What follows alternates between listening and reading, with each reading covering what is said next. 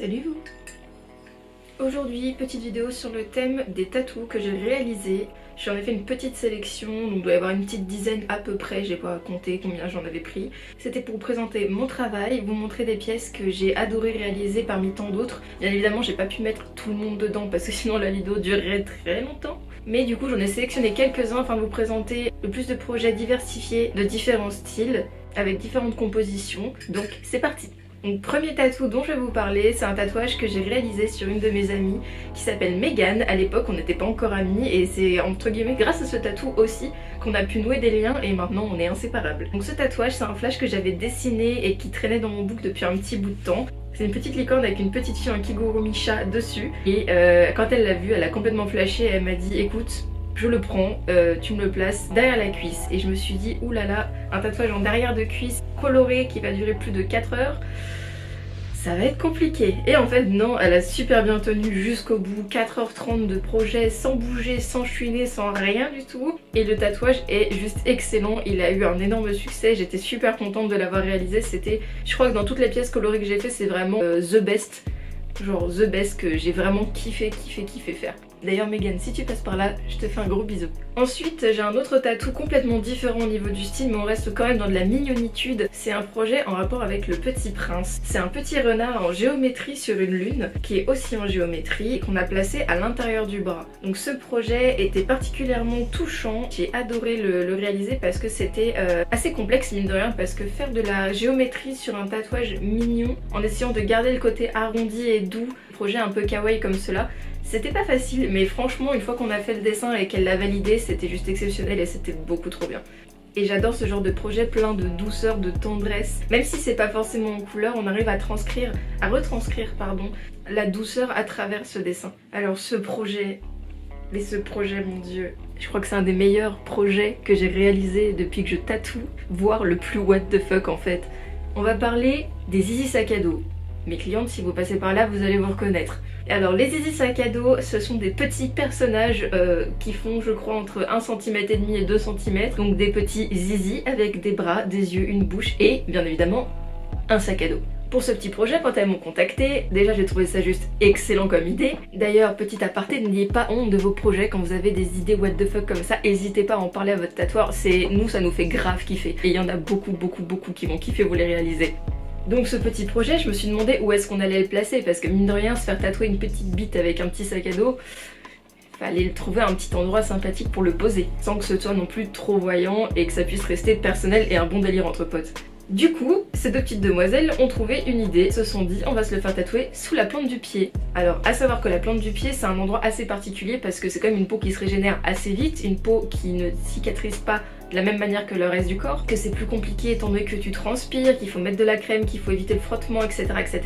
Et que c'est pas non plus de tout repos pendant le piquage cet endroit. Mais bon, on a quand même choisi la plante du pied, on leur a posé leurs deux petits zizi sous la plante du pied et elles ont kiffé, elles ont trouvé ça tellement drôle, on en a pris je sais pas combien de photos. Et maintenant en soirée, si on vous embête, eh bien, vous pouvez montrer votre bite. Alors un projet complètement différent et niveau du style vraiment à l'opposé de ce que je vous ai présenté jusqu'à maintenant. C'était un projet de tigre à travers une marque de griffure ou une déchirure de peau si vous voulez.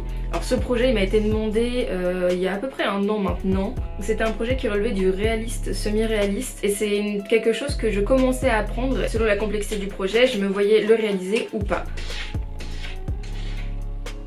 Je l'ai retravaillé et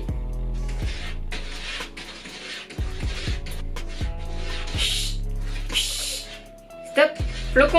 Je l'ai retravaillé, j'ai travaillé sur le dessin, j'ai commencé à faire des croquis, à chercher mes nuances de gris, à vraiment faire un travail de couleur parce que ce genre de projet, si tu travailles pas sur tes nuances, en fait ça fait un projet très plat. Du coup, on a bien travaillé là-dessus. Je crois que j'ai mis un peu plus de 2h30 à le réaliser. C'est pas une grosse pièce, mais il fallait vraiment y aller avec parcimonie, tout doucement et vraiment poser nuance par nuance pour donner le meilleur effet possible. Et franchement c'était pas quelque chose de facile et je me suis éclatée, c'était vraiment trop bien à réaliser et au final j'ai vraiment adoré le résultat et mon client aussi. Alors ce projet a été réalisé sur un de mes amis d'enfance, donc ça va bientôt faire plus de 12 ans je crois qu'on se connaît, on se connaissait au collège déjà.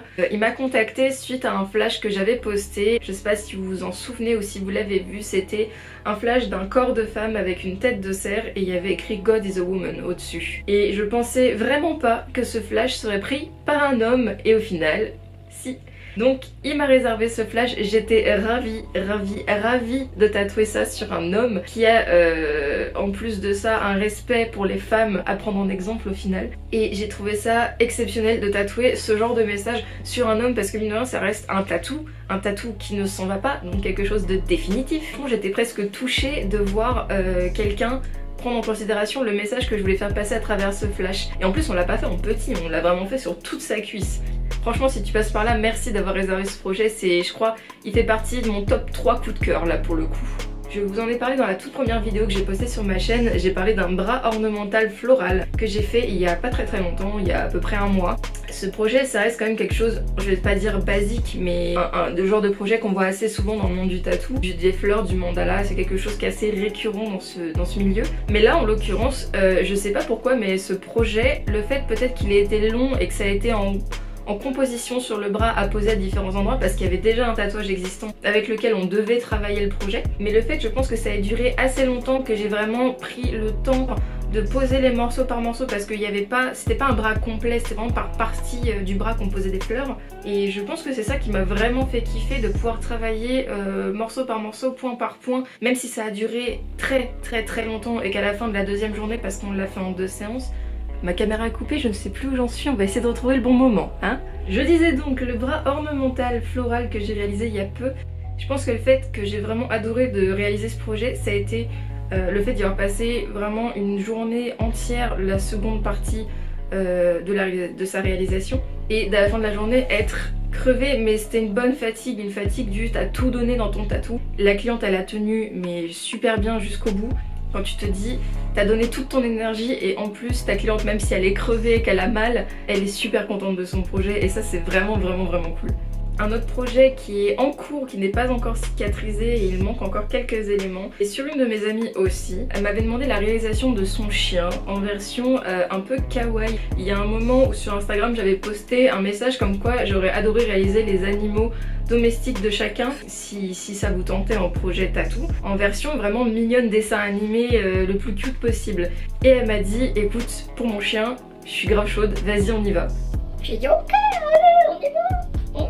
C'est parti. Et du coup on a réalisé son petit chien, sauf que son chien c'est un malinois, et un malinois à dessiner version mignonne et de face, et bah ça ressemble pas tout de suite à un malinois. On a fait je sais pas combien de dessins pour pas que ça ressemble à une biche, parce que forcément avec le visage en long de face, sans donner un trop de relief non plus, pour qu'on reste dans la version vraiment mignonne, ronde, toute douce des personnages de dessins animés, c'était compliqué. On a fait beaucoup de dessins, beaucoup de croquis, on a fait des cadres, on a fait des fleurs autour, on a fait plein de choses pour au final revenir au projet initial où il ressemblait un peu à une biche, mais on a retravaillé les oreilles et le nez, et maintenant il ressemble bien à un petit chien. Donc on l'a réalisé il y a pas très longtemps, c'était juste avant le confinement. Il est en cicatrisation et elle a une peau qui prend merveilleusement bien. Je pense que les couleurs vont être très cool à la sortie. Dès qu'il sera cicatrisé, je vous posterai une petite photo. Il y a aussi un bras que j'ai en cours en ce moment et depuis 1 an et demi maintenant. Un bras sur le thème gaming et rétro gaming, jeux vidéo, pop culture, un peu de tout ça. Et ce bras, on l'a commencé avec un Yoshi qu'on avait fait sur l'avant-bras, puis on a continué avec un petit Luma, un personnage de Mario, je crois que c'est un Mascas, je sais plus le nom. Ça fait longtemps que j'ai pas joué à Mario.